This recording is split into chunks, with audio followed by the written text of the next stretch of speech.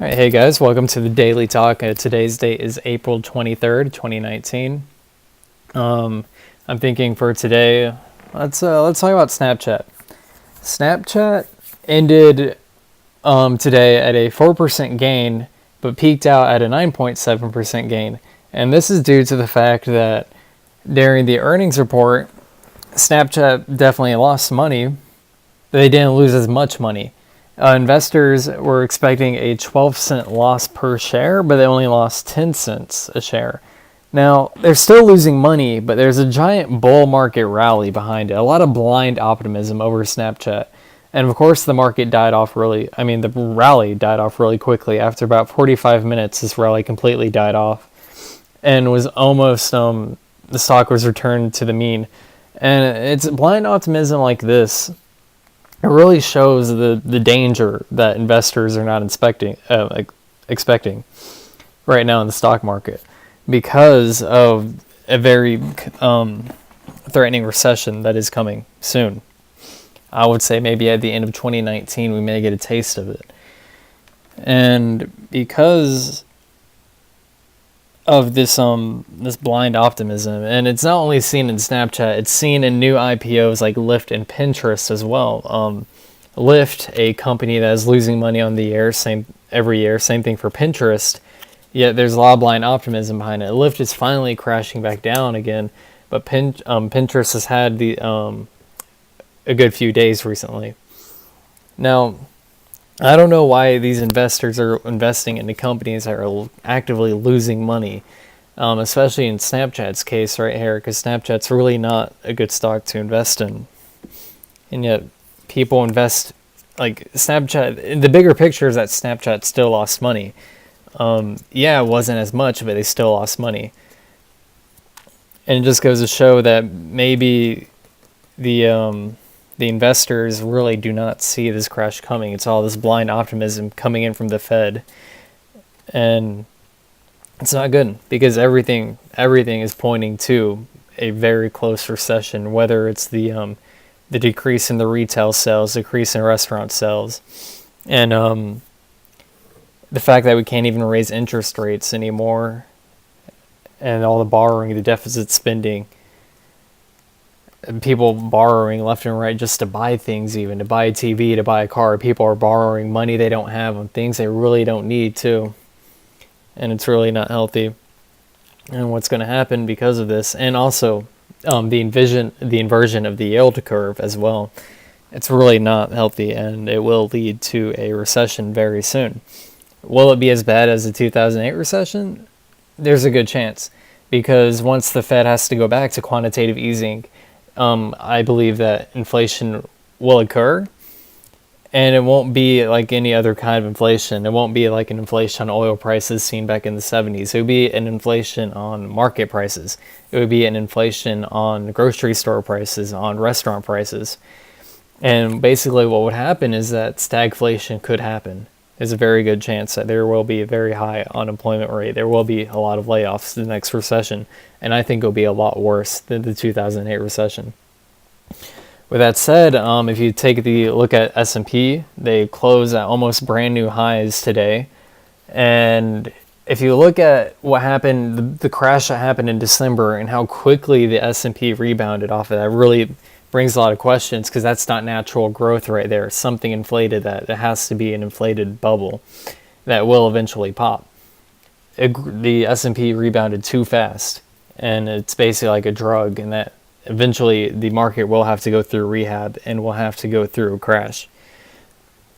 So let's take a look at gold. Gold stocks, they continue to struggle as the week progresses. They are down, or JNUG in particular, down 13%. And if you don't know what JNUG is, it's basically an ETF that focuses on gold mining stocks. JNUG has been down this week, down 13%. And gold decreases from $12.75 yesterday to $12.70 today. And I think the reason why the gold is decreasing is because of this blind optimism. Like, you have people investing into Lyft, into Pinterest, into Snapchat even. And right now, gold may be a very good buy. I think so. because of how much it went down recently. It may be a good investment, especially when this next recession comes. Now, if we take a look at natural gas, UGAS. UGAS is a natural gas ETF that I believe is mainly focused on U.S. natural gas, United States.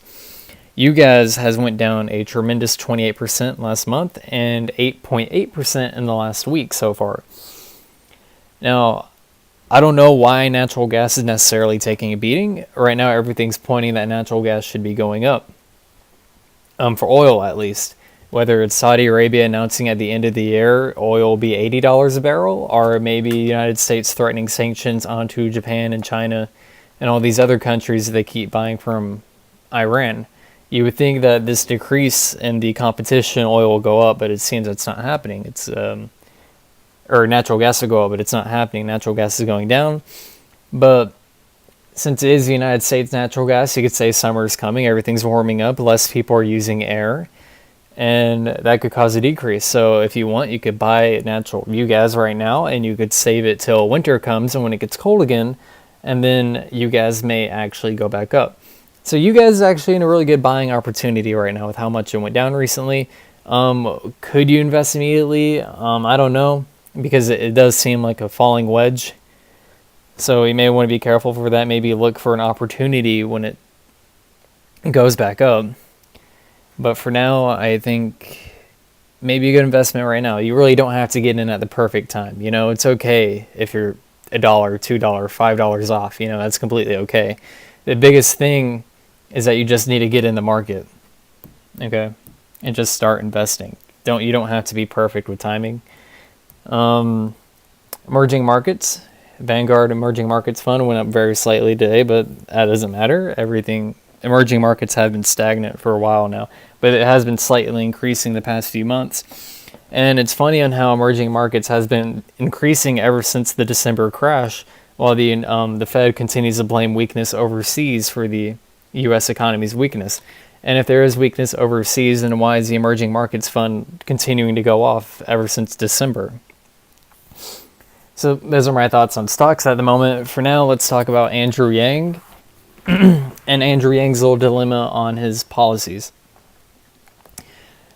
Now, one, I like Andrew Yang, you know, good ideas.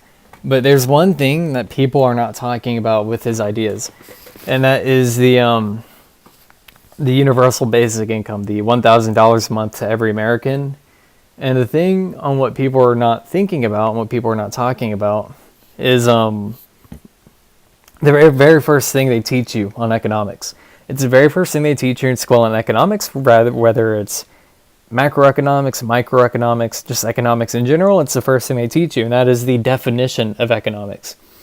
The definition of economics is basically how to distribute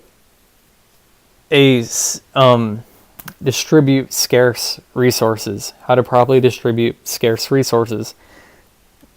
And the biggest thing in that is scarce resources. The fact that everything is scarce and you do not have unlimited resources. That's how prices are made. That's how prices are set, because of resources and demand, but mostly resources. If you have a lot of one thing, the price will be lower, and if you are scarce on one thing, the more scarce you are, the higher the price tends to be. So, let's say universal basic income passes. Everyone gets $1,000 a month, okay? What's going to happen is that I bet you a good majority of America's bottom 70% is going to spend that money instead of saving and investing it. Now, one, that doesn't grow an economy. We'll talk about that in another talk.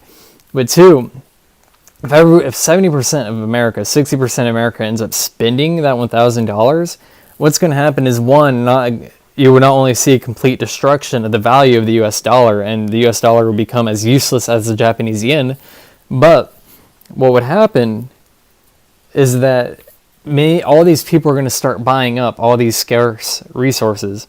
And what's going to happen is that we're going to see an increase in prices. And basically, since these scarce resources are being bought up at such a fast rate, the prices will rise at a fast rate as well, at an exponential rate. And basically what happened is that prices would become so high that the $1,000 a month of basic income basically never happened. It negates that $1,000 a month that you've been getting because of how fast prices are going to rise when everyone is buying with those $1,000 a month.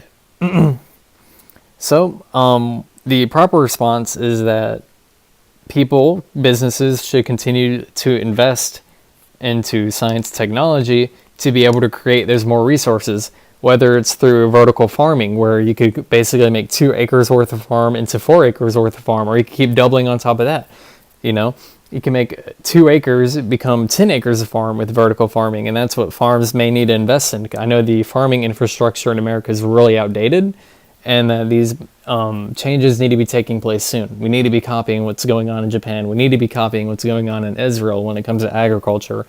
So that way we have more than enough resources that such a price hike wouldn't happen. Same thing could go for like cow meat, where we could actually artificially grow cow meat now. Things like that, or the Impossible Burger that's made out of vegetable paste. That should happen too. And that way you have much more of these resources coming in to help keep check of the prices. And that's one thing people are not talking to Yang about. That would $1,000 a month lead to destruction of the American dollar?